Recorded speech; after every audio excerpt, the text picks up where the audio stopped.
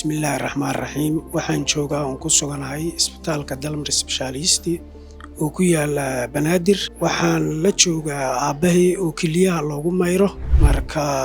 waa isbitaal aad u wanaagsan qaybtiisa kaliya dhaqa waxaan aad u amaanaynaa isbitaalka shaqadiisa wacan iyo sida hawshiisa ay u socoto muddo adiga ku dhawaad aabahay waxa loo dhaqaa 2 sano iyo waliba loo dhaqaa marka aadan ugu qanacsanahay waana soo dhaweynaynaa dhaqaatiirtiisa shaqaalihiisa wixiisa oo dhan kulli waa isbitaal aad u fiican waxaan leenahay hawl aad u fiican inoo qabtaan haday noqoto xagga qarashaadka haday noqoto xagga chiefka haday noqoto xagga waxqabadka isbitaalka Dalmar waa isbitaal aad u fiican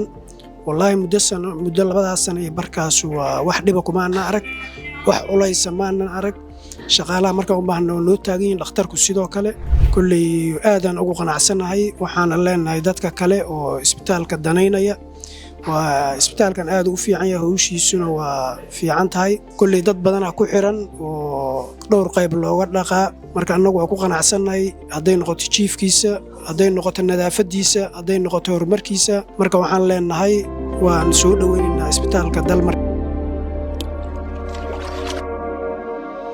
Dalmar Specialist and Teaching Hospital. Higsigeenu waa caafimaadkaaga.